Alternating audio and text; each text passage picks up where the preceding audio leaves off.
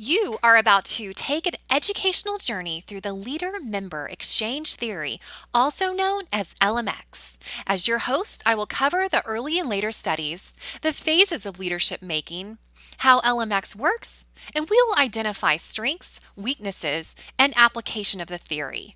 Let's begin. LMX is a process that is centered on the interactions between leaders and followers. The dyadic relationship between leaders and followers is the main point of the leadership process. Leaders cannot treat all followers the same way.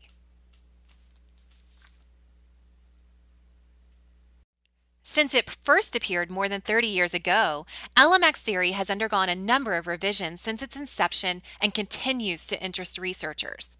LMX theory challenges the assumption that leaders treat followers in a collective way as a group. Earlier studies focused primarily on the exchange of leaders and followers, also known as the dyad linkage theory. Check out page 139 of your Northhouse textbook. See the differences between the in and out groups, and notice the leaders and followers complete the vertical linkages. Check out the three Batmen. They're part of the in group. They're getting more information, influence, and communication from their leader. However, Spider-Man, he's in the out group. He probably is less compatible with his leader, comes to work, does his job, and goes home.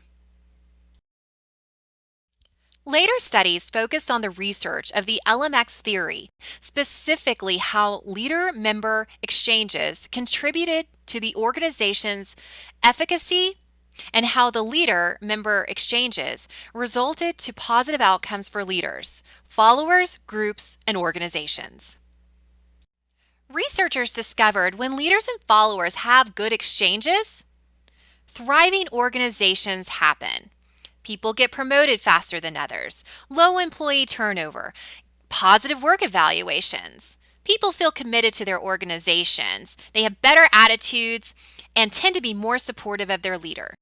Even today, there is an increased interest in LMX theory.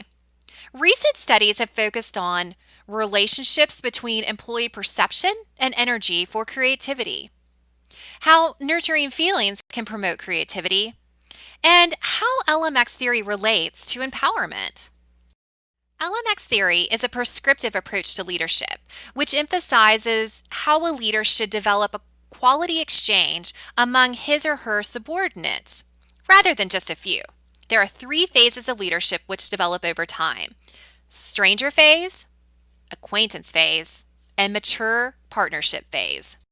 The stranger phase are typically interactions within the leader-subordinate dyad and are generally rule-bound. They rely on contractual relationships, relate to each other within prescribed organizational roles, and usually experience lower quality exchanges. A shift in the dyad will occur once a leader offers his or her subordinate an opportunity for a higher quality social exchange. Let us go into the acquaintance phase, a place where there's greater trust, respect, more focus on goals of the group, and less self-interest.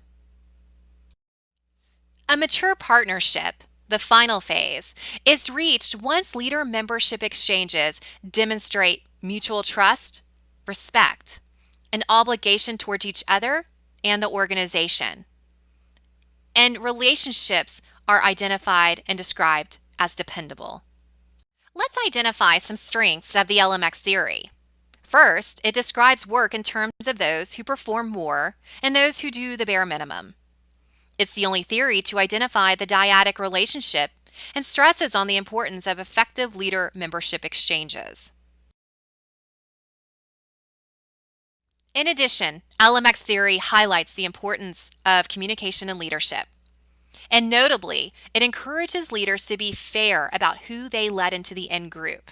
For example, work performance should be a criteria, not race, sex, ethnicity, or religion. There are weaknesses of the LMX theory. For example, it appears to allow leaders to apply unfair and discriminatory practices. In addition, it also appears to support the advancement of privileged groups in the workplace.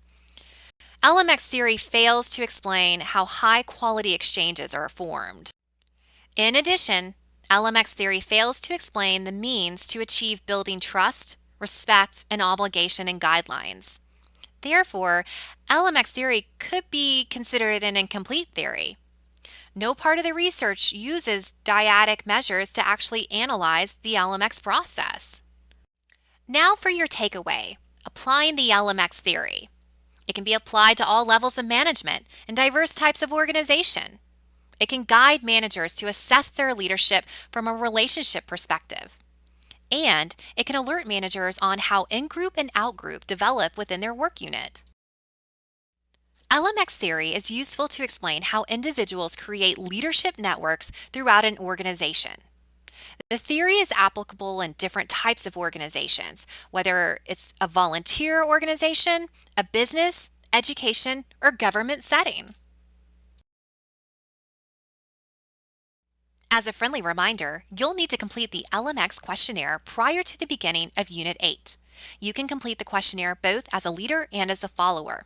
In the leader role, you'll complete the questionnaire assessing the quality of the relationships you have with your followers. In the follower role, you'll complete the questionnaire based on the leaders whom you report to. We wouldn't be here today presenting LMX theory without the founders, Dansereau, Grain, Haga, and Cashman. And of course, we have to thank our friend and mentor, Peter Northouse. But above all, we thank our Trojan family for taking the time to watch this video. We hope you enjoyed it.